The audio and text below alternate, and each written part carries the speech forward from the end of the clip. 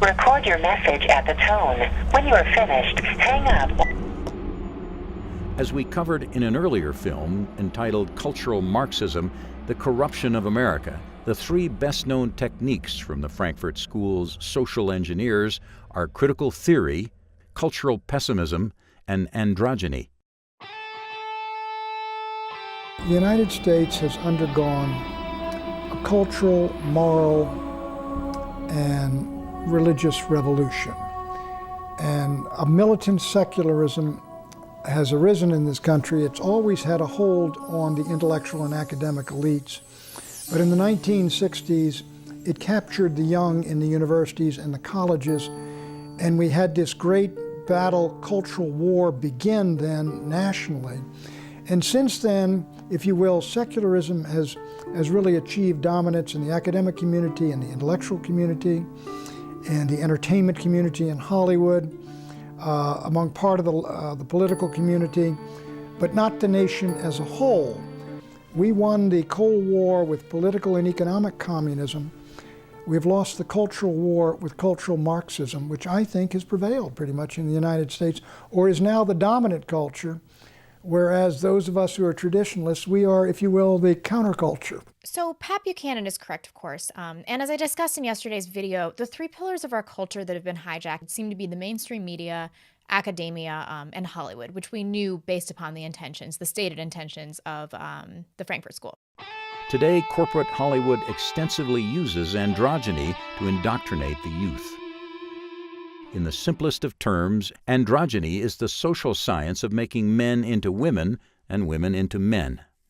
In other words, confusing men and women about their sexuality and their roles in society. The confusion is accomplished over decades of critical but subtle indoctrination about sexual identity and male-female roles. Hollywood movies today provide a feeding ground for a lot of confusion and a lot of unnecessary false identities for particularly the youth of our country and the world today in terms of their own sexuality and their gender identification. We need to all be respectful of one another and not be judgmental.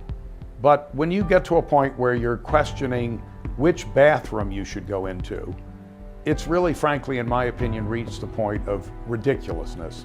Put another way, almost all Hollywood movies, especially buddy films and coming-of-age films, promote the idea that homosexuality is as prevalent as heterosexuality. Hollywood movies make it all as normal as apple pie. Women going to the office, taking care of business instead of being at home, taking care of the kids. A continuous misrepresentation of traditional male-female roles to the impressionable youth of America. What they're doing is they're trying to present the aberrant family, the dysfunctional family, as normal. That you should accept this, you should get used to this, you should embrace this, because this is just the way it's done everywhere. When children have the idea that dysfunction is normal, well then you are driving children into a mindset that they will act out those values and those principles which they've learned growing up. And I think, unfortunately, a lot of it is perpetrated by Hollywood celebrities because they may feel that they're gay or bisexual or transgender, and they seem obsessed with promoting their activist agenda on the vast public.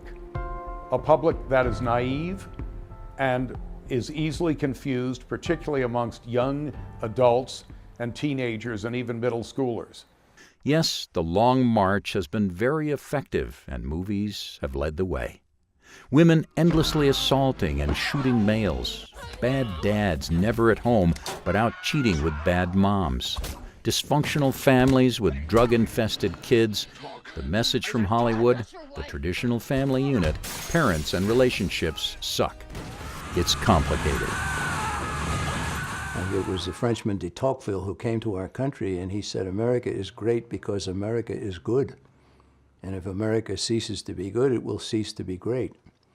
So cultural Marxism is the introduction into America of pornography, drugs, counterculture type things. In other words, attack the Ten Commandments.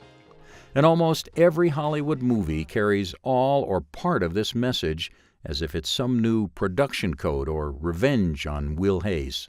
Well, the Will Hays production code, actually that was the motion picture producers production code.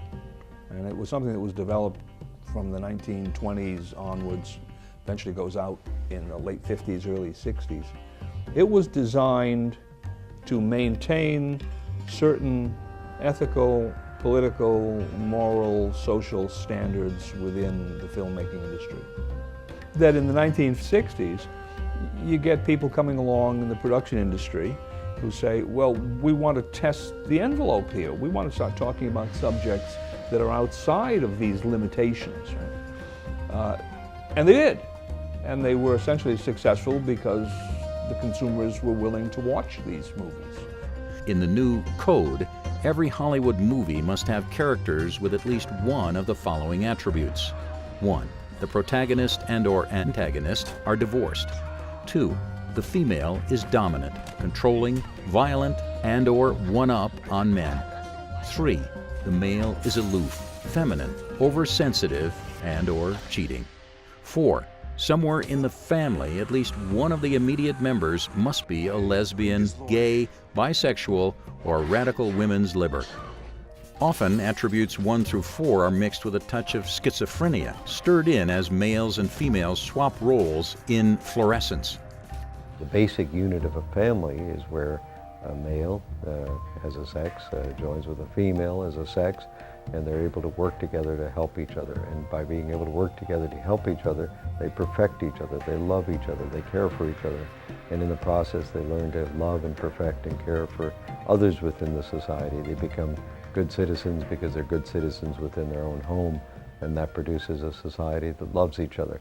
Again, through endless repetition, Hollywood movies have institutionalized every aspect of androgyny by depicting traditional families as abnormal. One of the motives behind the common portrayal of a dysfunctional family unit that we see in so many motion pictures comes from the desire on the part of the creators of the movie to challenge the family unit.